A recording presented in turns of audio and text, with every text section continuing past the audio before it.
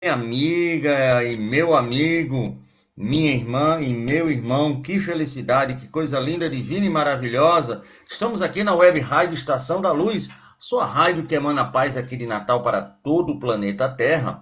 E a Web Rádio, como todo mundo sabe, tem um apoio institucional da Casa Espírita de Emanuel, do Pronto Socorro Espiritual Fabiano de Cristo, do Pronto Socorro Espiritual Maria do Pão, do Grupo Caritativo São Francisco de Assis e, lógico, do movimento espírita aqui do Rio Grande do Norte. E são 19 horas em Natal. Sendo 19 horas, nós temos o programa Estação da Luz, que vai ao ar de domingo a domingo, sempre às 19 horas. E hoje construímos mais uma ponte, como diz o nosso irmão Décio, uma ponte para a eternidade, agora com Santa Catarina, com a casa mais do que centenária. A gente vai ver aqui a história do nosso irmão Pixel e nossa irmã Juliane, vão contar toda essa história, inclusive um livro, né? 1915, Fé e Esperança. Então, sobre tudo isso, nós vamos conversar hoje à noite.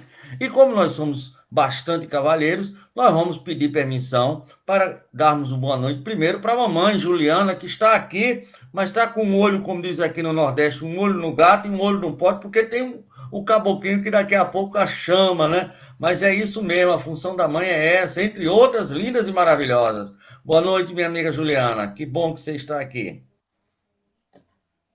Boa noite. Muito bom estar aqui junto com vocês. Maravilha. E aí, de onde Juliana está, mais ou menos a uns 350 quilômetros, né? O que é pouco para eu que estou a quase mais de 3 mil. Meu irmão Pix vai fazer também o programa conosco. Meu amigo, muito boa noite, obrigado por você ter estar aqui na nossa web rádio Estação da Luz, meu querido. Boa noite, irmão Tavares. Boa noite, meus irmãos aí do Rio Grande do Norte. É muito bom estar participando e divulgando a doutrina espírita, principalmente nesse veículo que é a rádio, que é muito importante para todos nós. Muito bem, mas hoje, para vocês terem uma ideia, vamos ter uma história de Dona Suzana, a história de um padre, uma obsessão e uma casa linda, uma guerra muito parecida com a guerra. Então vai ser muitas e muitas histórias que vão ser contadas aqui por essas duas personagens. Mas nós somos uma web rádio espírita e também um programa espírita. E lógico, a gente tem que pedir autorização. O que seria a nossa autorização? É a prece, né, a oração. E nós gostaríamos de suscitar a nossa irmã Juliana para que ela pudesse ser a portadora da nossa rogativa em forma de prece ao Mestre Jesus. Por favor, minha amiga, muito obrigado e faça a sua prece. Vamos agradecer a Deus. Obrigada, Senhor, por este dia tão lindo, que desde a manhã chegou sorrindo, trazendo ânimo para despertar. Obrigada pelas aves que lá fora cantam e a todos alegremente encantam uma forma de nos chamar. Chamar a atenção para ver a estas flores tão belas, embora estando em primavera, estão aqui para perfumar. Perfumar a todos que por elas passam, até nas mãos daqueles que as esmagam, trazendo-nos uma lição de humildade. Pai, obrigada por todas as lições que trazemos junto de reflexões, em nome de teu amor. Amor por nós, suas criaturas, embora ainda continuemos no erro, procurando a cura. Conduz-nos, Senhor, para que aprendamos que o caminho para a cura está no amor. Seguir em frente, mente aberta, estando sempre alerta para a perfeição atingir. Muito obrigada, Senhor, por esta bênção que é viver. E assim, iniciamos hoje o programa. Muito bem. Adorei a prece com rimas lindas e maravilhosas.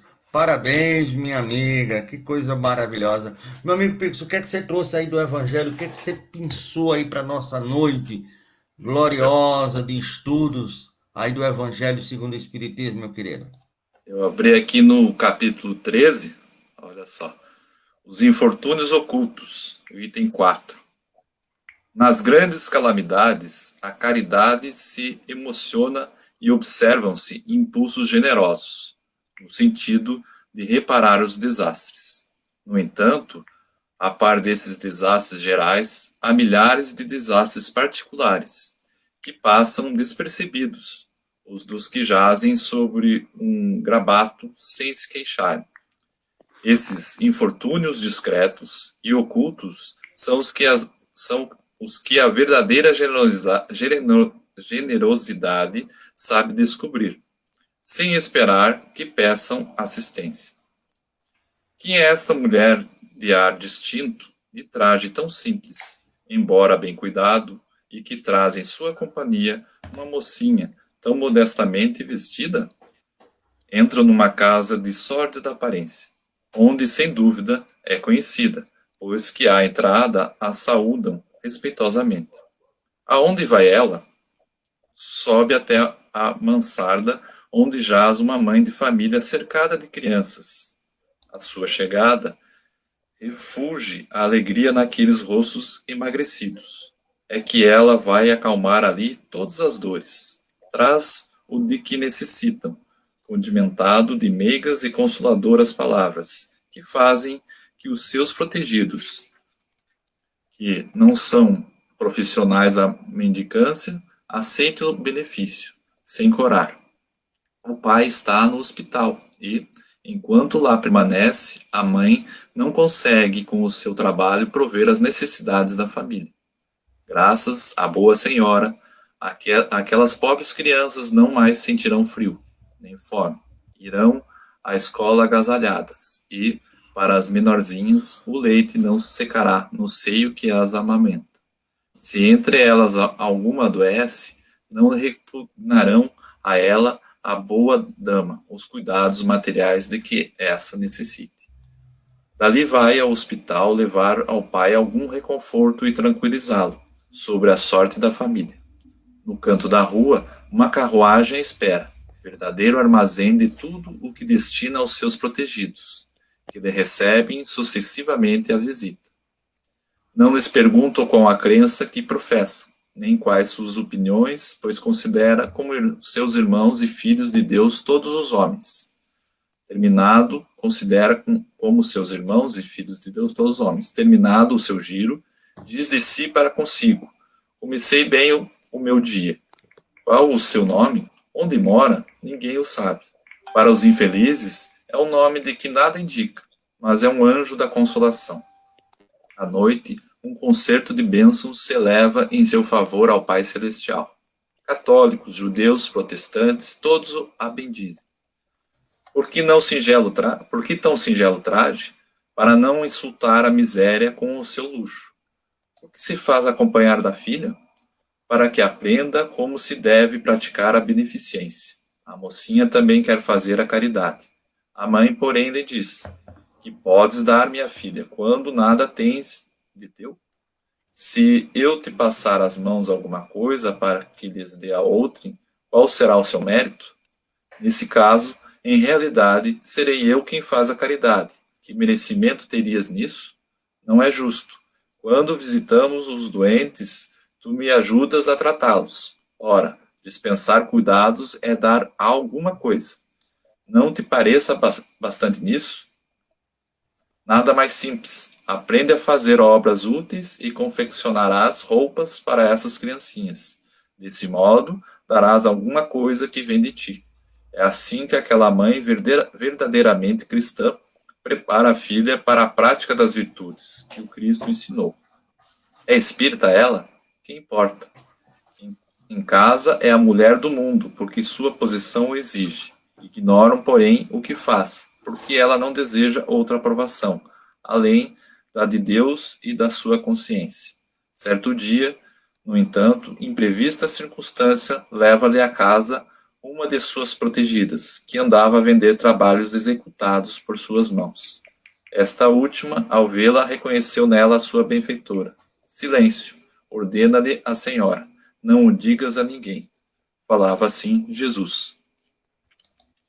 Meu amigo e minha amiga, que lição bonita é essa, uma das que eu mais gosto. O que você poderia dizer para a gente dessa mãe verdadeiramente cristã antes de qualquer coisa, que faz esse trabalho tão lindo que hoje a gente tenta segui-lo, não é isso, meu amigo Fixo e minha amiga Juliana? Quer começar aí, Juliana? É, a Júlia, né? Pode ser. Então, assim, a princípio, as 3 vezes que eu ouvi no Evangelho no Lar, os meus pais lendo essa lição, eu pensava que a mãe estava errada, por não dar a filha a oportunidade de auxiliar na distribuição para aquelas crianças que necessitavam. No entanto, no passar do tempo, conforme eu fui crescendo e aprendendo, eu percebo que é uma grande lição, porque muitas vezes a gente se porta achando que está ajudando, quando na verdade da gente mesmo não tem nada. E então dá muito o que pensar dessa lição. Essa mãe é muito sábia. Se a gente quer ajudar, tem que ser algo da gente, senão aquilo não tem valor. Não é nós que estamos fazendo a contribuição. É uma lição maravilhosa essa do Evangelho. Dá muito o que pensar, dá muito o que refletir. E é interessante também nessa lição que a humildade, né? Porque a pessoa que está fazendo a caridade, ela mesmo quando ia nesses locais, o próprio traje, a roupa, né? Mais simples, mais humilde. Ela também pedia para ninguém falar nada, né? Quem estava fazendo esse bem, essa caridade, né? Era um ensinamento do próprio Jesus. Então, não é para você, a partir do momento que quer aparecer, não é mais caridade, é a vaidade, né? Então, é nesse sentido essa grande lição, né? Esse estudo dentro do Evangelho segundo o Espiritismo, dessa senhora que ensina para sua filha como praticar a caridade, que ela tinha que trabalhar também fazendo roupas, porque aí sim seria do trabalho dessa filha e não dela, né? Do seu dinheiro, do dinheiro da mãe que ia praticar a caridade, né? Então, com caridade com o chapéu alheio, né? Como se diz também o ditado. Então, né, nesse sentido, é muito importante esse ensinamento e quando vem no início do texto, quando coloca que nessas grandes calamidades, né, como nós estamos nessa pandemia, né, então, um momento de crise econômica, então, cada um também sofre calado, né, tem as suas calamidades individuais, né. Então, nesse momento é que a gente tem que praticar a caridade, né. Muito Com bem. certeza. Pode dizer, Juliane. Até porque na passagem ali, ela apresenta, né, com traje simples e bem arrumado ao mesmo tempo. É aquela questão que você não precisa humilhar para ajudar. Você ajudar sem querer aparecer, como o Alessandro Jorge falou, e essa questão também de você não humilhar aquele que está sendo ajudado, né? Muito bem. Olha, eu sabia de tudo isso, tá entendendo, dona Juliana? Agora aprendi mais uma coisa, principalmente com você. Não que o Alessandro não tenha me ensinado também. Mas aquilo que você falou, eu achei muito bonito. Eu acho que não vai se repetir com o seu menino. Como é o nome dele, do pequenininho? Eu tenho 2 filhos. O meu mais novo é o Marcos e o meu mais velho, de 2 aninhos, é o Pedro. Muito bem. Você disse assim, quando eu estava no evangelho que minha mãe lia, isso me emocionou muito. E ela lia, eu achava, né? Isso é muito bonito. Eu aprendi isso aí. Com certeza os dois não vão mais ter essa dúvida que você vai passar, né, um pouco melhor já com a sua experiência de vida. E olha, meu filho, aqui quando eu era menino eu achava assim, mas tem isso. Olha que bela lição, não é isso, meu amigo? Mas vamos dizer assim, em 1914, aí por banda aí do Paraná, de Santa Catarina, Dona Susana, uma senhora distinta, começou a ter uns problemas, como diz o outro, de obsessão, e foi bater na batina do padre. O padre disse: homem, corra daqui, vai estudar as obras de Kardec. Como é que foi essa história, meu amigo? Me conte. Quer Que gerou, começar aí, terminou Juliana? gerando um livro, né? Isso, isso. Vamos mostrar aqui o livro. Deixa eu, Esse é o livro aqui. deixa O eu botar aqui livro na tela toda, só tá para ali, ter a ó, na ideia. tela toda. Então, em 1915, né, em outubro, eles fundaram esse centro, mas é claro que a obsessão começou mesmo em 1914 até chegar no padre na cidade de Rio Negro, né? E Rio Negro fica bem na divisa entre Paraná e Santa Catarina, né? E nesse período também estava um conflito que começou em 1912, que era a Guerra do Contestado. E na obra a gente trata em 8 capítulos, mas no início a gente também começa a colocar como surgiu o Espiritismo na França, as obras de Allan Kardec, né, os 5 livros de Allan Kardec, a parte da codificação espírita. Aí chega no Brasil, a gente tem toda a história, como foi fundada a Federação Espírita Brasileira, e aí chega na região para contar o conflito que tinha, né, dos homens ali, no caso de terras, né, a Guerra do Contestado, e inclusive porque tinha uma construção de uma grande ferrovia, e os norte-americanos até contrataram alguns pistoleiros, né, vindo dos Estados Unidos para queimar a casa e atropelar, porque quem construiu a ferrovia tinha direito a ter 15 quilômetros de um lado do trilho, 15 quilômetros do outro lado do trilho, de cortar toda a madeira, né? Então, o meio ambiente já estava sendo atacado já há 100 anos, mais de 100 anos atrás. E esse povo, ele foi para a miséria, porque perdeu as terras, né? E aí teve uma revolta muito grande, e aí chamaram que era a revolta dos caboclos, né? E cerca de 6 mil casas foram queimadas nesse período e calcula-se, entre até 20 mil pessoas morreram nessa região aqui de Santa Catarina. Agora, só interrompendo você, essa é uma história que, francamente falando, eu que sou muito dedicado à história do Brasil, não tinha um conhecimento. Basicamente, quase ninguém. Primeira vez que eu escuto falar em números tão alarmantes. Né? E pela primeira... mais de 100 anos atrás... e pela primeira vez na história foi usado o avião contra o próprio brasileiro, né? O exército brasileiro usou o avião, né? Para jogar bomba nesses redutos dos caboclos que eles chamavam, né? Para ter uma ideia, uma colônia indígena na cidade de Papanduva foi dizimada pelo exército brasileiro para pôr a culpa no adversário, né? Então teve muita mortandade, né? Então muita desencarnação ocorreram, por muito ódio, essa energia ruim do medo. Então toda essa região estava sofrendo muito, né? Muito medo de quem morava nessa região. E aí também foi ocasionando que surgiu o Centro Espírita em 1915, né? Então por isso é o mesmo nome do livro, para ser nesse caminho de ser luz de 1915, né? Como fosse um farol de luz para essa região, né? E veio através da obsessão da dona Susana, né? Pixius, e que o próprio padre lá da cidade de Rio Negro disse para esse meu bisavô aí, o seu João, que ele tinha que procurar, em vez dos médicos, procurar um outro senhor lá que estudasse o espiritismo de Allan Kardec, né? Então...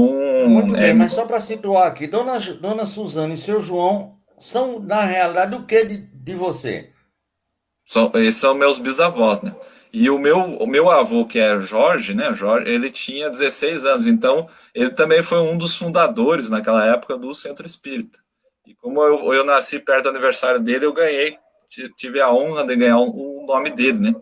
Em homenagem ao seu Jorge Pixius. Muito bem. Então, quer dizer, uma tradição familiar na Seara Espírita desde 1915. Bendita a obsessão de Dona Suzana, que conseguiu trazer tudo isso e os benefícios que foram criados, né?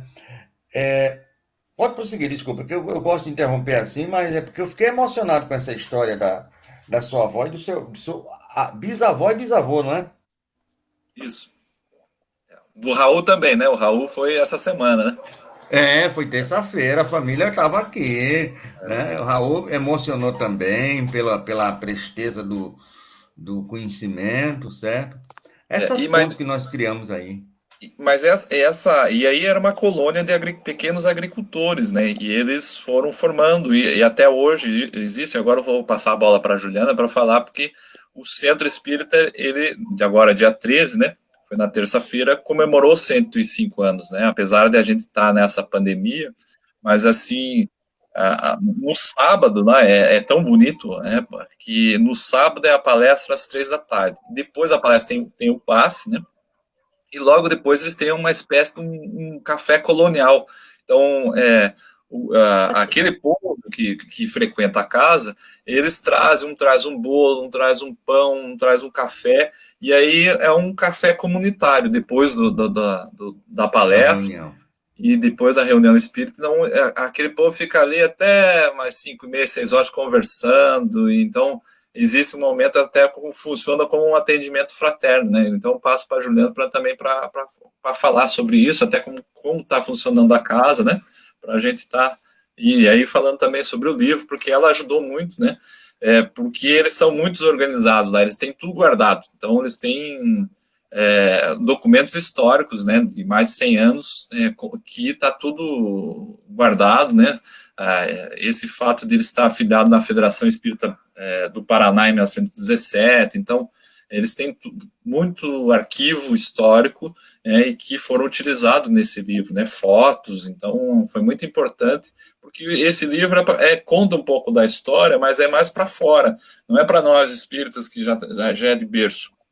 Nós estamos contando uma história, às vezes, dessa parte triste, que foi a guerra, né, que muita gente não conhece no Brasil, né, que isso é meio que escondido do que aconteceu, mas o mais importante é para fora, para explicar a doutrina espírita daquela região e explicar para o Brasil também, porque se veja, foi Allan Kardec, o livro dos Espíritos foi em 1857, então foi 58 anos depois, surgiu uma casa espírita no meio do sertão, né, como, né, a gente pode falar. Então, no meio do sertão de Santa Catarina surgiu uma casa espírita. Então, mas o porquê que aconteceu isso? Então, é nesse sentido essa obra, e aí eu passo para a Jana falar sobre como funciona a casa desde aquela época para ajudar, para não ficar centralizado só na minha pessoa aqui. Muito bem. Eu queria fazer uma pergunta para a dona Juliana. Então, a senhora participou lá a primeira vez e já voltou agora, porque já dá tempo, né, de ter ido lá nas primeiras horas e já ter voltado, né? Nunca se sabe, né? É isso. Mas diga aí, querida. Eu acho que nunca se sabe e não convém às vezes, né? Também não. Então, como o Alessandro já comentou ali, para se ter uma ideia, a cidade de Itaiópolis, ela é uma cidade pequena. E a Casa Espírita, ela fica a uns 4 quilômetros do centro da cidade. Então, ela é interior. Você vai pela estrada de chão, não tem asfalto, não tem lajota, é vista de interior que a gente tem para sair da cidade até chegar no Centro Espírita Jesus de Nazaré. Hoje, se tem um pouco mais de povoação na localidade, que é a localidade de Poço Claro, mas era um sertão, era isolado, era lá no meio do mato mesmo. E até hoje, né, eu moro aqui no Poço Claro, a gente tem algumas dificuldades, por exemplo, o acesso à internet está chegando lentamente, mas está chegando, né, devido a essa nossa localização. Mas é um lugar muito agradável, como você mencionou no início, bendita obsessão, que surgiu tudo isso, né? Que foi possível fundar, então, o Centro Espírita Jesus de Nazaré. E ele ficou referência. Muitas outras casas foram sendo fundadas a partir desta. Como, digamos assim, foi uma inspiração, foi um ponto muito importante essa fundação. Os próprios filhos de Susana, ao crescerem, casarem, se deslocarem, irem morar em outros lugares, eles acabaram fundando casas espíritas por onde eles iam. E isso é uma coisa muito linda, muito bela. É muito bonito. Nós já temos, e eu já posso colocar aqui, nós já temos perguntas no ar. Inclusive, são 2 perguntas. Uma chegou agora que diz muito respeito a você, mas eu vou pedir licença para colocar a primeira, porque eu achei bastante interessante, porque esse nosso amigo aqui, ele é um cadeira cativa, e ele tem umas antenas aqui ligadas danadas. E olha a pergunta que ele fez, deixa eu só tentar tirar aqui do WhatsApp e colocar. Acho que é mais para você. Pixel. Boa noite, amigo. E o nome do padre, sabe? Júnior de O Nova nome do Parnamirim. padre ele não sabe. Vai falar como eu vou mandar rezar a missa para esse padre. É, De agora em diante, vou mandar rezar. Que, ou indicação maravilhosa. E como é que a gente poderia esperar, né, de um padre? A gente muitas vezes vê nas outras doutrinas uma série de barreiras, mas até hoje eu nunca encontrei nada disso, muito pelo contrário, amigos espíritas católicos, evangélicos, que nos tratam muito bem. E para reforçar esse padre que agora vai ficar para sempre, porque eu vou contar essa história sempre, onde eu passar agora fazendo os meus discursos espíritas, sem dúvida vai ficar agora o resto da minha vida. é. Pena que não sabemos o nome, né?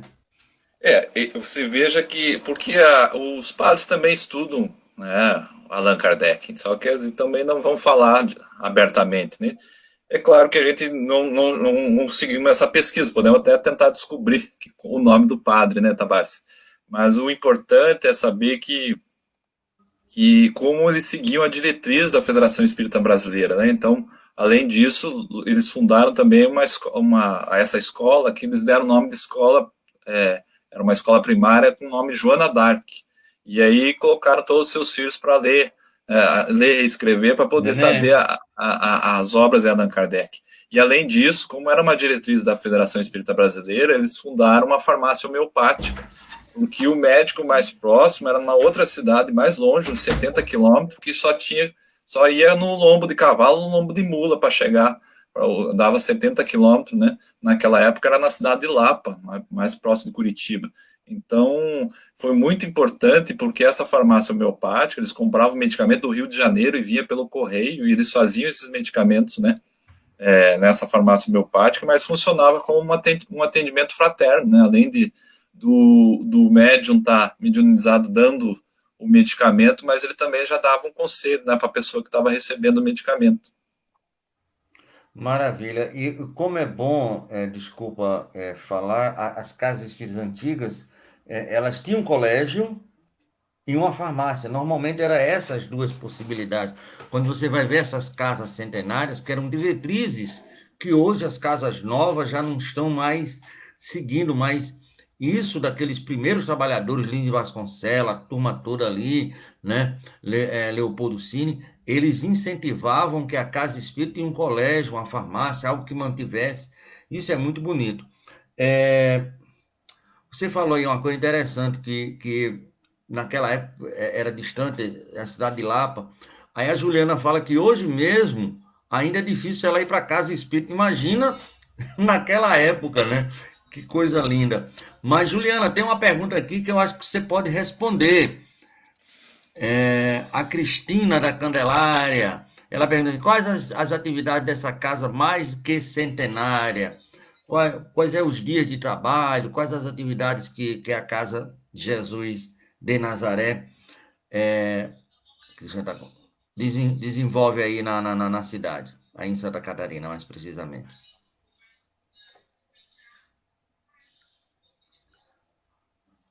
Eu- Eu estou com dificuldades na minha internet, mas para mim responder a pergunta, certo? Eu estou tirando todo mundo sem problema. Eu estou saindo também para ver se melhora a sua internet, tá bom? Mas tá todo mundo Oi. aqui na sala.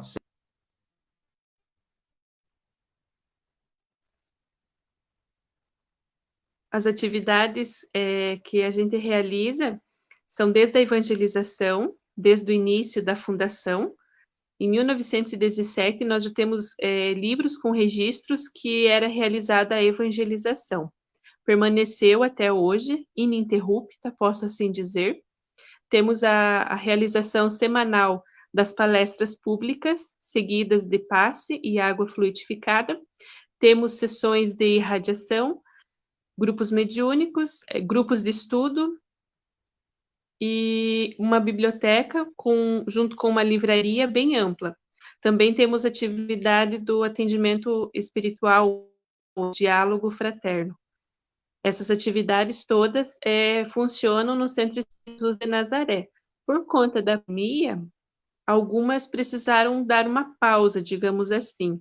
O que era ininterrupto, de repente, teve que dar uma pausa. E continuamos, então, com os grupos de irradiações, e agora estamos abrindo, com todos os cuidados cabíveis, os grupos de estudo.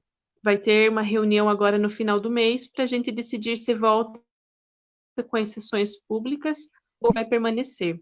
A gente também acabou criando um canal no YouTube para quem quiser acompanhar e divulgar os trabalhos que a gente está realizando. Inclusive, agora foi o mês do aniversário, estamos com algumas palestras, algum material bem legal lá.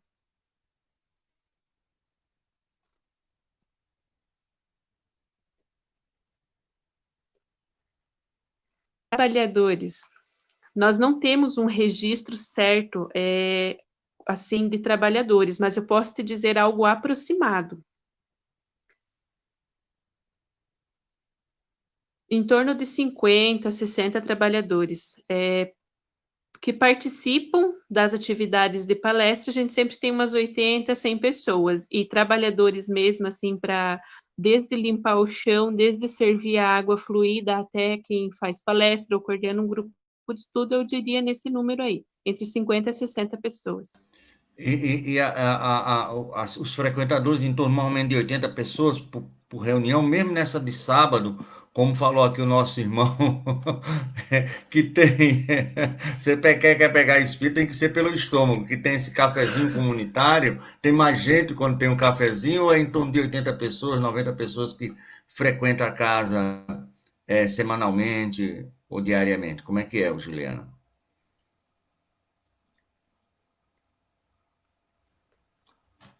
Ele tá com um probleminha. Eu acho que eu Escutou? perdi um pedaço da pergunta, mas tá, eu tô com problemas na internet, mas você perguntou quanto aos frequentadores, É certo? isso, é isso.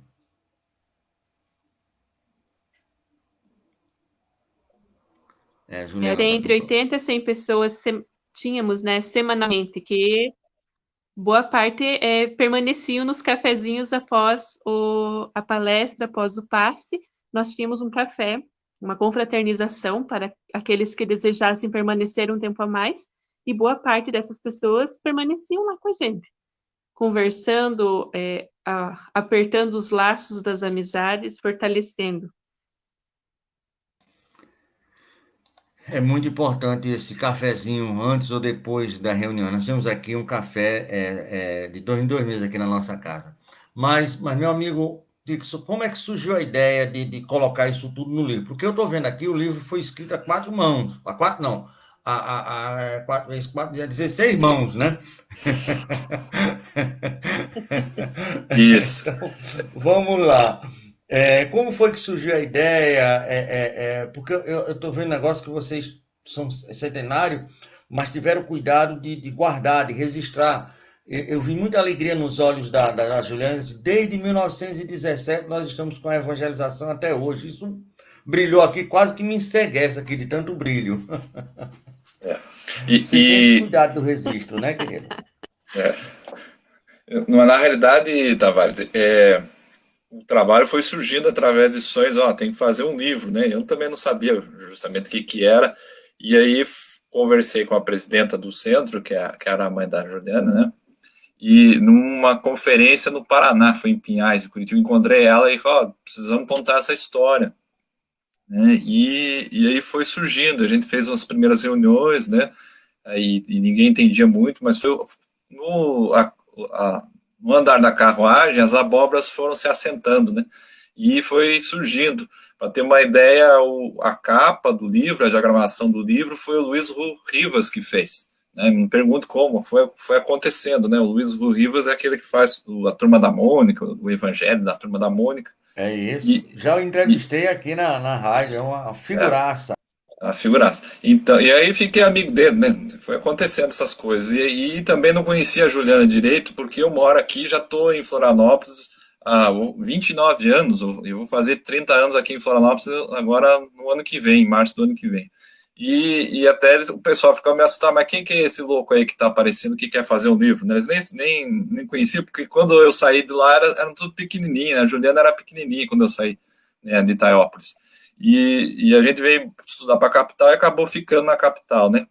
E E o que é que ocorre também? O interessante desse livro é que a gente foi aprendendo muita coisa, todos coletivamente foram aprendendo, porque aquelas reuniões de estudos dessa formatação do livro também funcionavam com uma terapia, um acolhimento fraterno, né, para essas pessoas que participaram, né, Juliana? E isso foi muito bom. E entender também que eles passaram por muitas perseguições, né? Em 1919, por exemplo, um diretor do centro foi preso, né? Porque algumas pessoas da sociedade lá achavam que o espiritismo era coisa do demônio, né? E esse diretor do centro ficou 3, 4 dias na cadeia, e aí depois as pessoas ficaram com medo de ir no centro, né? Então, mas fez com que também o delegado que conhecia o espiritismo, era um delegado que veio de Joinville, eu acho que era um militar, ele veio para a cidade, e aí ele chamou o padre e o juiz para ir lá assistir palestra, e daí eles foram lá e viram a palestra no Centro Espírita, e esse delegado se levantou lá, em 1919, depois da palestra, ele disse, eu quero me filiar nesse centro espírita, nessa associação fraterna aí dessas pessoas, porque não tem nada de coisa, né, estranha ou de magia negra. Muito pelo contrário, eles acreditam em Deus, acreditam em Jesus, né, nosso mestre. Então ele diz que ia se filiar. Daí, a partir desse momento, se acabou as perseguições para essas pessoas. Imagine, nós estamos falando isso lá em 1919. Então, o que quer dizer com isso? Que o livro quer mostrar que para os espíritas foi muito complicado. Hoje não tem mais essas perseguições, né? Então, está muito tranquilo de você ir no centro, assistir palestra, tomar um passe, né? Estudar o evangelho, fazer o evangelho no lar, que é muito importante, e fazer o ES, né? Que é esse ensino sistematizado da doutrina espírita, que é muito importante estar num grupo de estudo e estar sempre estudando a doutrina espírita, porque isso é uma coisa permanente. Muito bem. E qual foi a sua parte, Juliana, no livro? Ainda respondendo a pergunta sobre como foi a ideia do livro, sabe que a doutrina espírita é perfeita, mas os humanos não, né? O ser humano é cheio de defeitos ainda. A gente tem muito o que lapidar para chegar à perfeição. E ocorreu a ideia de um presidente que estava na época, de escrever algo sobre os 100 anos do Centro Espírita Jesus de Nazaré. Mas a diretoria ficou bem balanceada, sabe? Acharam que talvez a gente não tivesse essa capacidade, que talvez fosse algo de orgulho a gente querer fazer algo nesse ponto, e estava meio abafado, digamos assim, essa história. A gente sem um rumo certo a tomar. Aí, de repente, nesse meio todo aí, aparece alguém lá de Florianópolis dizendo que veio para a nossa cidade porque queria escrever um livro. E então a gente pensou, se a gente se achava que não era capaz, veio uma luz para nos mostrar o caminho de como deveria ser. E daí surgiu. Daí foram várias, como o Alessandro já mencionou, várias reuniões para que a gente chegasse onde a gente chegou. Na verdade, ele precisou de uma mulher que era sua mãe, a Jandira, né, Krieger, para, depois de 100 anos, uma mulher que era presidenta do centro, para dizer, vamos fazer o livro. Se não fosse uma mulher, não saía o livro. Né? Muito bem. Meu amigo, falar em mulher, tem aí atrás da sua cabeça um bonito retrato de uma mulher. Quem é esse senhor de barba? Quem é que está aí atrás? É só um quadro normal ou tem algum significado? Aquele é o casal Garibaldi, né? Então é o Giuseppe Garibaldi e a Anitta Garibaldi, sim, né? Sim, certo. E Giuseppe Garibaldi era reencarnacionista, né? Reencarnacionista. Eu, no livro A História do Espiritualismo, do Arthur Conan Doyle, ele fala do pessoal que acreditava em reencarnação na Itália, ele fala do Giuseppe Mazzini e Giuseppe Garibaldi. Então são figuras aqui de Santa Catarina, né? E que a gente... José, né? Um José. Muito bem. Chegou aqui mais uma pergunta. Na realidade, chegaram duas, né? Deixa eu tirar aqui do WhatsApp e colocar aqui no StreamYard. Com relação ao livro em si, né? que também era uma pergunta que daqui a pouco eu iria fazer, né? Mas já que já foi feita, a gente aqui obedece ao pessoal que manda, né? Então, como e onde adquirir o livro? Lúcia da Cidade da Esperança. Esse livro aí eu vou completar um pouquinho. Ele tem pela internet, como é que a gente faz? Como é que a gente faz para ter nas mãos essa verdadeira relíquia, né? Porque é a história de uma casa com mais de 100 anos, né? São poucas casas no Brasil, inclusive federativas, pouquíssimas que têm 100 anos. A nossa federativa aqui, só daqui a só daqui a 7 anos. Né? E aí, como é que a gente faz para adquirir esse livro? É o seguinte, nós fizemos, a primeira edição ela foi preto e branco, a segunda edição foi colorida e fizemos em torno de 1000 livros, né? Todos já se esgotaram, não sei se ficou algum lá, Juliano, no centro, foi tudo, porque essa casa ela fundou outras 7 casas, né? Então, na época eles falavam, né? Quem fundou o centro falava que seria uma árvore, né? A simbologia da árvore, né? Que ia crescer, né? Essa árvore ia dar muitos frutos. Então, o Centro Espírito Jesus Nazaré, né? Com TH, porque naquela época o TH era do francês, né? Que era o acento no Nazaré, né? E até isso a gente tem que fazer essa pesquisa. E nesse sentido foi tudo livre. Agora nós estamos em negociação com o vice-presidente da Federação Espírita Brasileira, o Geraldo Campetti, né? Teve aí também nessa Entrevistamos semana. ele quinta-feira. Nada é obra do acaso, né? Então tá tudo assim, né, na mesma semana, né, da semana do aniversário de 105 anos de Jesus de Nazaré. E a gente está em negociação com a Federação Espírita Catarinense também, para ver se a gente faz essa edição via FEB, porque aqui em Santa Catarina, mais na região, foi quase tudo. A gente deu de presente para as casas espíritas, em torno de 160 casas que tem aqui em Santa Catarina.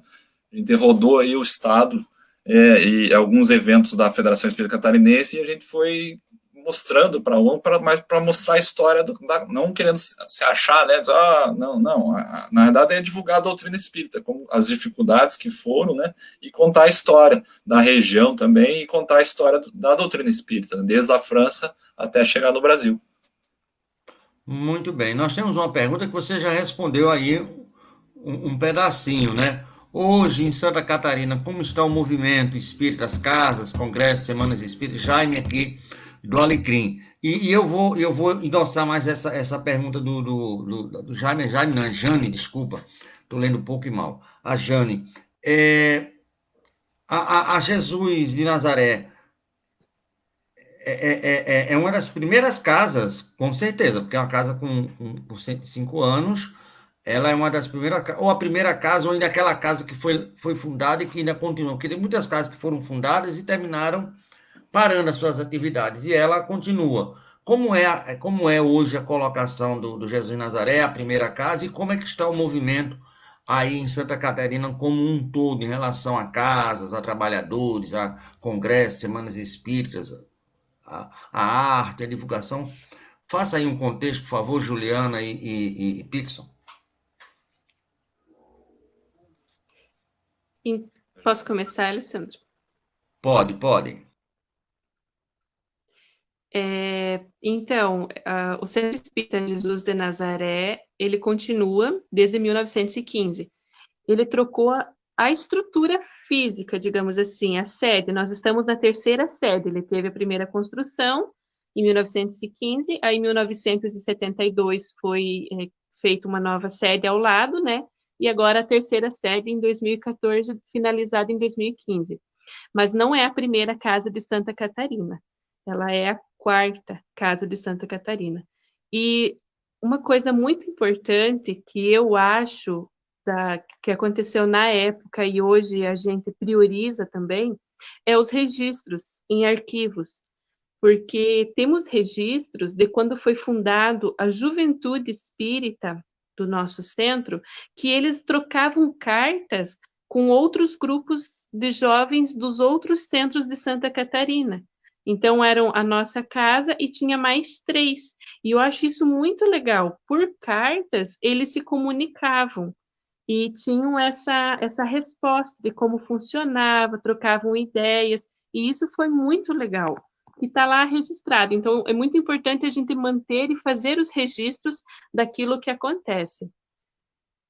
E o movimento de Santa Catarina, ele continua via online, por lives, pelo YouTube, e eu participei semana passada, final de setembro, de uma capacitação para evangelizadores, que nós temos uma vez ao ano aqui em Santa Catarina, e essa vez foi virtual, pela plataforma Zoom, e está disponível no YouTube. Então, nós tínhamos evangelizadores do estado todo conectados, estudando. O nosso tema, inclusive, era inclusão na evangelização, um tema muito oportuno, e vem ocorrendo os eventos dessa forma.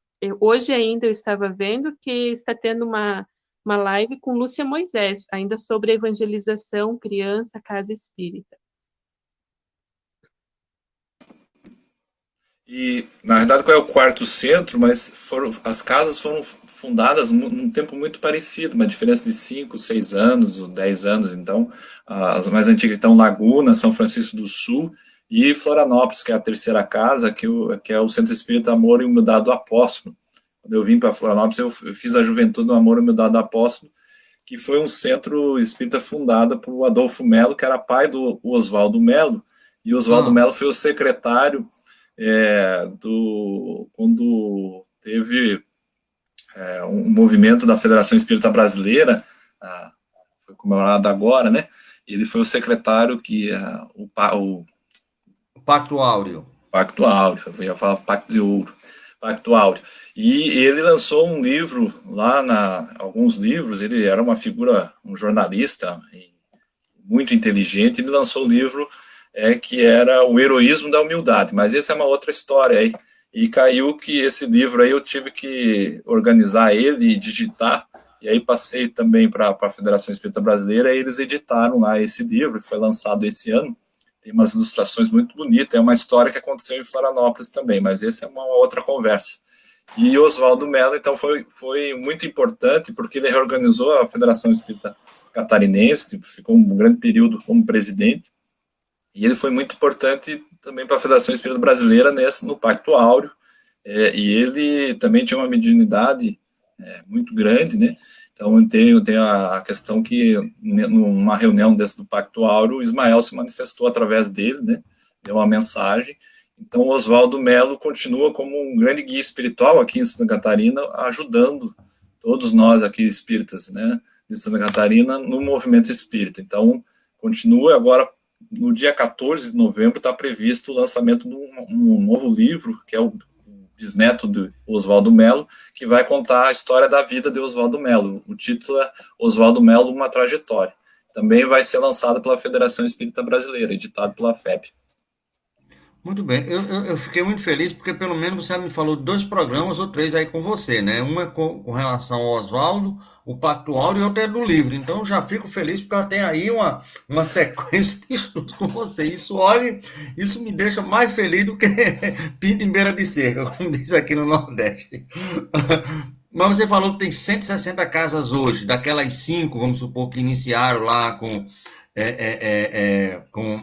o Jesus de Nazaré. Hoje nós temos 160 casas. E como é que tem congressos? Porque aqui nós temos muitos congressos, muitos seminários. Vamos esquecer esse negócio das lives, que não é temporário, isso vai continuar, não adianta, vai continuar. Ó, chegou aí alguém, né? Um espírito superior aí. Então, o que é que ocorre? Mas como é normalmente o dia a dia do movimento espírita? O que é que vocês têm aí que pode falar para a gente, para dar vontade de, quando estiver passando por aí, fazer uma visita mais detidamente, querido? Ou querida, né? Um dos dois. Pode ser a Juliana ou pode ser o Pixel. Eles organizaram também, na época, o Encontro da Família Espírita. Começou na década de 80 e funcionava os primeiros foram no Jesus de Nazaré. Até porque tinha palestras sobre a família, então toda a família se encontrava, e na hora do almoço funcionava como fosse um piquenique. E todo mundo que sentava perto colocava tinha um grande gramado ali na frente, é muito bonito, porque tem muitas árvores ali, e todas aquelas famílias se encontravam, conversavam, dividiam a comida, então, e ficavam o domingo inteiro nesse evento, que era o encontro da família espírita, e geralmente é lá em dezembro, né? Só que esse ano eu também não sei, por causa da pandemia, provavelmente não vai ter. E agora a URI, né, que é a União Regional Espírita lá, é a 7ª URI, ela fez com que esse encontro fosse nas cidades que compõem a região, né? Então está sempre se deslocando, né, em determinada cidade, né, que vai esse evento. Então, além de todos esses no movimento espírita de Santa Catarina, os encontros macro-regionais das URIs, mas esse evento, assim, para mim, quando eu era pequeno, me marcou muito, né, na década de 80, quando todo mundo ia e se encontrava, né, essas famílias espíritas da região. Então, era importante que a gente sentia que não estava sozinho, né, porque às vezes você é minoria, quando vai para a escola e todo mundo pergunta que religião que você é, todo mundo da sala era católico e só você que levantava, que era espírita, então você sentia aquele acolhimento, e principalmente porque o local ali, Tavares, é muito bonito, onde é o Centro Espírita Jesus de Nazaré. Muito bem. Você falou, Juliana, da evangelização, e nós temos aqui em Natal a Sandra Borges, não sei se você conhece, que é uma Sim. grande, né? Então, uma amiga nossa certeza. particular e uma evangelizadora, assim, de uma palestra de mão cheia. Mas hoje à tarde, tivemos o prazer de participar dos 19 anos do grupo espírita, do Teatro Espírita Persona, Grupo de Teatro Espírita Persona. Trabalha com arte cênica, música e tudo mais. Inclusive, a nossa filha faz parte também desse grupo de teatro. Como é que anda a arte aí, Pixel? Como é que anda a arte, a música, o teatro, rádio, televisão? Vocês têm rádio, televisão via web? Porque eu acho que é muito difícil ter na rede aberta, mas como é que anda a comunicação espírita e a arte espírita aí na nossa querida Santa Catarina? Além do encontro que o Alessandro mencionou ali, do encontro da família espírita, nós temos o encontro de arte espírita, que também iniciou realizando na nossa casa, e hoje ele já ficou, ele muda, conforme o ano é a cidade em que é realizado. Então, nós temos encontro de arte espírita, sim, tanto na nossa região como no estado, isso também acontece. Muitos talentos a gente descobre, muitas emoções geram nesse dia, e é um encontro bem legal. Agora, essa semana, do dia Não. 18 até o dia 25, vai ter na 6ª URI, que é ali a região de Joinville, do norte do estado de Santa Catarina, vai ter também essa semana de arte espírita, né? Então, vai ter um canal do Evangelho no ar, no espírito 18 até o dia 25, às 14 horas. Então, vai ter música, teatro de fantoche, contação de história e poesia. Então, a arte está sempre, né? Aqui em Florianópolis tem o NEA, que é um núcleo espírito de artes, então eles estão sempre promovendo, né, teatro. Eles têm um local só do NEA que é para isso, né? Além de a gente vai lá fazer palestra, mas eles também trabalham nesse sentido, até construindo vídeos. Então, por aí. Até a ideia também da juventude lá do Centro Espírita Jesus de Nazaré, no futuro a gente fazer um vídeo, né? Talvez um documentário aí, contando a história em cima do livro aí, do Luz de 1915, como foi a fundação do centro, né? Tem um projeto nesse sentido. Olha, uma bela representação. Se vocês forem fazer, eu quero fazer o papel do padre. Me chamam que eu vou fazer o papel. Eu fiquei apaixonado pelo padre. Eu faço o padre. Já dizem que eu sou meio padre, aí pronto. Aí. Mas a arte, de uma forma geral, a nível de Brasil, nos últimos, vamos dizer assim, 15 anos, com mais precisão, ela assumiu o seu papel. Acho que foi você, Alessandro, que falou em relação à juventude. Não, foi a Juliana, que falou daquele pessoal da juventude, né? Que trocavam mensagens. Então, a juventude, no final dos anos 60, mais ou menos, ela deu uma baixada muito no movimento, mas ela está voltando agora. A juventude está atuando muito aí na região também de Santa Catarina, fora a arte. Como é que está nosso jovem espírita, por favor? Eu ia até mencionar que todo ano assim como em outros lugares do Brasil, nós nos reunimos no período do Carnaval Carnaval. e isso, nós temos um encontro em Santa Catarina chamado CONGESC, que é a Confraternização de Jovens Espíritas de Santa Catarina. Ela tomou uma proporção que um local só não abriga mais todos os jovens que se inscrevem para participar. Que belo, A que belo. última Parabéns. é uma coisa maravilhosa.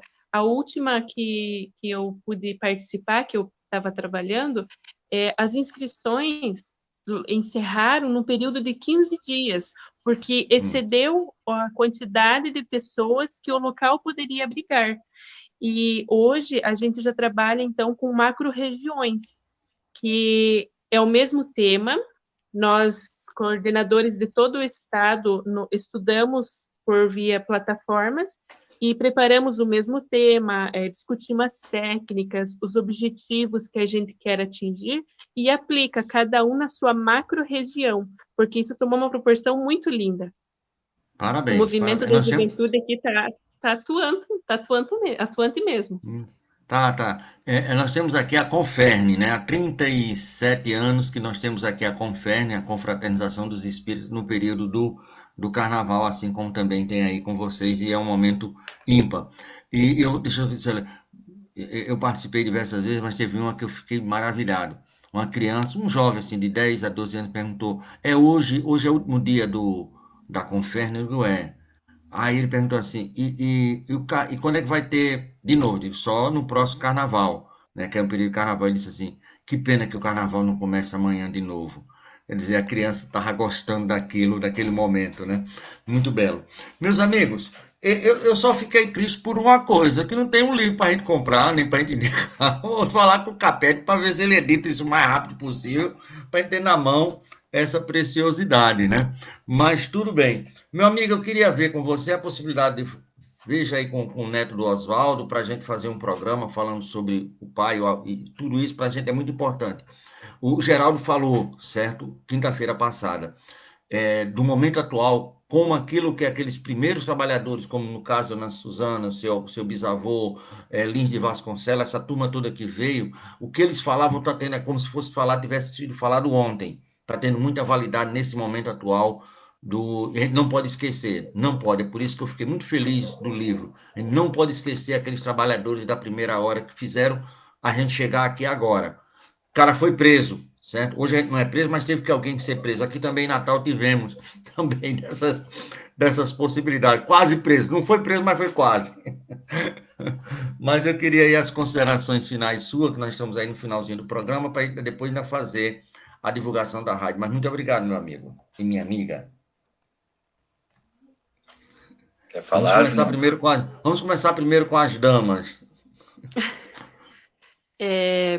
A juventude, a infância em Santa Catarina tem tido um bom movimento e a Casa Espírita precisa focar muito na evangelização, não só visando como futuros trabalhadores, mas eu penso assim, que uma criança evangelizada é um espírito a menos na sessão mediúnica para pedir orientação. Do futuro.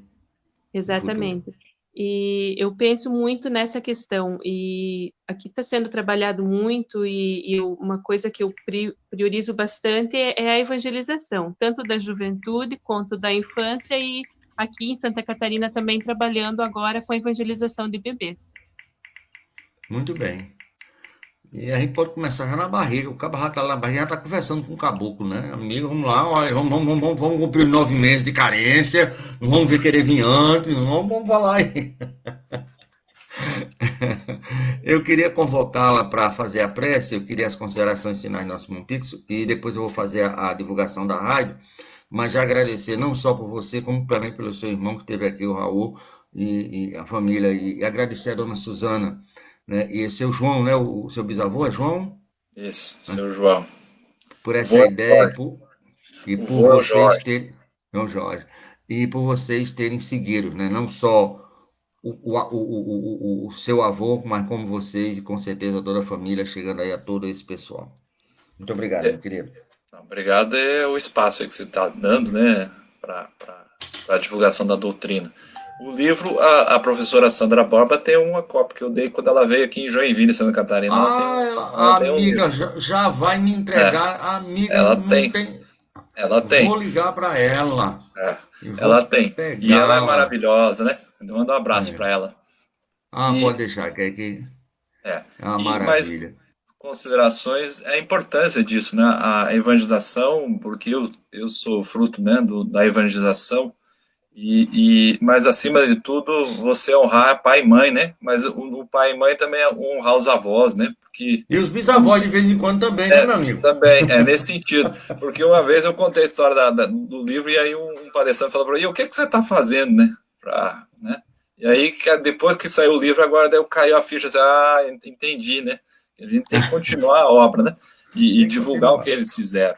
Então, Vamos. essa é a importância de você estar falando sobre o Espiritismo, mas para fora também, porque é fácil falar entre nós sobre o Espiritismo, a doutrina espírita, né? Mas como você vai explicar a pessoa que quer conhecer, né? E de uma forma simples, né? Porque, na verdade, o livro é nesse sentido, é uma forma simples.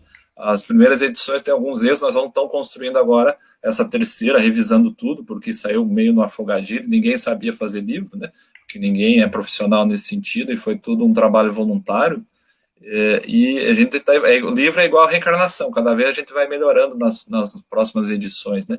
E nesse sentido, o Luz 1915 ele vai se espalhando, porque agora o pessoal do Paraná também quer entender isso, porque como essa casa, esse Centro Espírita Jesus de Nazaré foi fundado em 2 federações, né? Então ficou um período no Paraná, depois veio para Santa Catarina.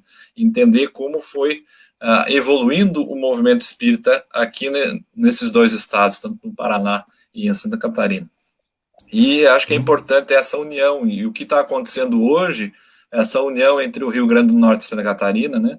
Então essa unificação tão propagada pelo Pacto Áureo, talvez pelas ondas do rádio e através da internet, nós estamos conquistando isso nessa noite de hoje, e espero, Tavares, que se continue esse trabalho que é importante para a doutrina espírita, para o movimento espírita do Brasil.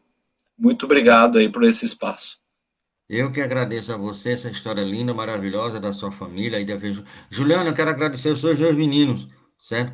Graças a Deus deixou você fazer o programa até o final, né? Porque você me falou logo no início, olha, porque eu tô com um menino aqui, mas os anjos guardiões, você vê como os anjos guardiões são danados, eles são os danados, amigo, ou pessoas boas, são nossos anjos guardiões. Aí junta com os anjos guardiões dos filhos da gente, aí pronto, aí fica uma beleza pura, né?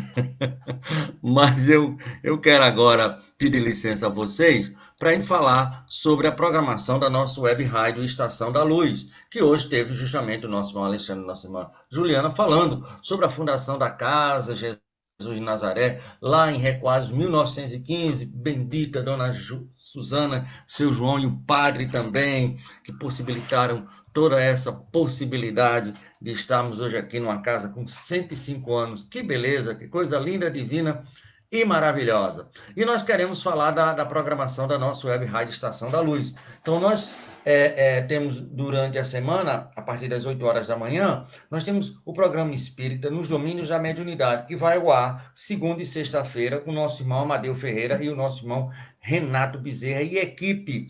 Então, o programa nos Domínios da Mediunidade, sempre às 8 horas da manhã. Nas terças-feiras, nós temos o nosso irmão Delcio Soares e Dona Marília e equipe fazendo o programa Espírita, construindo pontos para a eternidade. Terças e quintas. Terças-feiras, estuda-se o Evangelho. Na quinta-feira, o Livro dos Espíritos. Na quarta-feira, nós temos o programa Espírita, Filosofia, Ciência e Moral, nosso irmão Alexandre Santos e equipe, e eles estão estudando o Código Penal da Vida Futura, que está inserido lá no livro O Céu e o Inferno, né, o 4º livro da nossa codificação. Eu queria também fazer um convite todo especial, porque, como o nosso irmão Alessandro falou, a internet rompeu barreiras. Então, quem poderia imaginar, eu pelo menos não imaginava, que eu teria amigos hoje em Las Vegas, 2 casas espíritas de Las Vegas, que comemoram juntos 3 anos, e dia 19 e dia 20, que é segunda e terça-feira, as 2 casas estão fazendo o aniversário juntas, foram criadas juntas, uma na Zona Leste, outra na Zona Oeste, sem saber depois ficar irmãs, lá em Las Vegas, e eles vão fazer o aniversário dos 3 anos e convidaram o Wagner e o Dr. Delcio para fazer justamente, um falar sobre a missão do Espiritismo, isso na segunda-feira, e o outro sobre a obra de André Luiz. Lá vai ser a partir das 6 horas. Como a gente tem um delay de hora, aqui vai ser a partir das 22 horas. E a Web Rádio Estação da Luz, a Portal da Luz, a Casa dos Espíritos, Seridó Espírita. E aí do Paraná e do sul do país, a Paraná TV e Rádio Espírito do Paraná, certo? Vai também fazer a transmissão aqui desses dois eventos lá, direto de Las Vegas, nos Estados Unidos. E de Las Vegas, nós vamos sair para o Piauí, no dia 24 e 25 de outubro, às 20 horas, pelo canal de YouTube do UFO Piauí e também pela Web Rádio Estação da Luz e por todas aquelas rádios. Vamos estar apresentando os 25 anos do Teatro A Paixão de Cristo, lá em Floriano, no Piauí, né? Assim como ocorre no Pernambuco, né? Também temos esse teatro ao ar livre, e inclusive teremos alguns artistas de fama nacional, como o Cadu Moliterno, o Edson Oliveira, o Miguel Romo e o Rafael Viana. São mais de 100, né, participantes, atores, que estão fazendo essa representação, e nós vamos passar aqui pelos nossos canais de divulgação. Amanhã nós estamos encerrando a nossa semana, né, com um programa fixo chamado Atualidades do Pensamento Espírita. Além daqueles programas que nós temos da manhã e o programa das 19 horas, nós temos agora também com Cosme de Olindo e Silvia Almeida, direto do Rio de Janeiro, lá da Congregação Espírita Francisco de Paula, na Tijuca. Nós temos o programa Atualidade do Pensamento Espírita, e eles vão estudar amanhã. Os espíritos influenciam nossas vidas, então amanhã quem quiser saber, vai só acessar aqui a nossa web rádio pelo Facebook ou pela web rádio. Na segunda-feira nós teremos o nosso irmão Osmar de São Paulo, que vai falar sobre Chico Xavier. Na terça-feira, nosso irmão Altamir Cunha, aqui de Natal, perguntas diversas. Na quarta-feira nós vamos para a Irlanda, falar sobre o movimento da Irlanda ali no Reino Unido, com o nosso irmão Estevão Bertuzzo, né, que vai falar com a gente. Na quinta-feira nós estamos de stand-by, e na sexta-feira nós vamos estrear um novo programa, um novo formato de programa. Zé Soares, da Federação aqui do Rio Grande do Norte, ele sempre fazia um programa, mas a partir dessa sexta-feira ele vai estar com um programa que tem o seguinte título: Perguntas que o Espiritismo Responde. Então, são perguntas que durante a semana estão chegando pelo nosso Facebook, pelo nosso WhatsApp, que na sexta-feira o nosso irmão Zé Soares, que é uma verdadeira enciclopédia ambulante de conhecimento espírita, vai responder aqui para a gente. Terá a presença do nosso irmão Sueldo Leite, lá da Sociedade Espírita de Mossoró, que é a nossa segunda cidade, aqui já na oeste, quase 300 quilômetros aqui de Natal, que vai estar também conosco. No sábado, nós vamos aí para pertinho de vocês, aí para Cascavel. Você deve conhecer o nosso irmão Enzo Obama, que vai falar sobre reencarnação. É uma correção ou uma evolução? E no domingo, não esse, mas o outro, volta de novo os nossos irmãos Cosme de Olindo e Silvia Almeida, fazendo o programa Atualidade do Pensamento Espírita. Dito a nossa programação, nós vamos voltar aqui para os nossos amigos e pedir que a nossa irmã Juliana, de novo, poeme a sua oração. Achei linda os seus poemas em oração. E olha o que você me prometeu, viu, seu menino? Os programas que eu tenho, vou pegar no seu pé. Não me dê asa não, que eu vou. Por favor, minha amiga, a sua oração belíssima.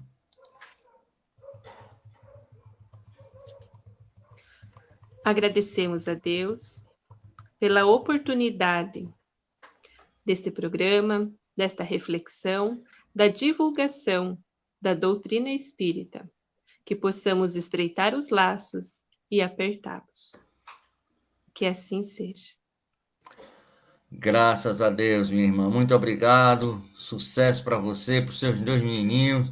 Meu amigo, muito obrigado. A gente volta a falar ainda essa semana sobre os próximos programas. Muito obrigado. A nossa Web Rádio Estação da Luz volta com a sua programação Luz e Paz com Jesus. Muito obrigado e boa noite.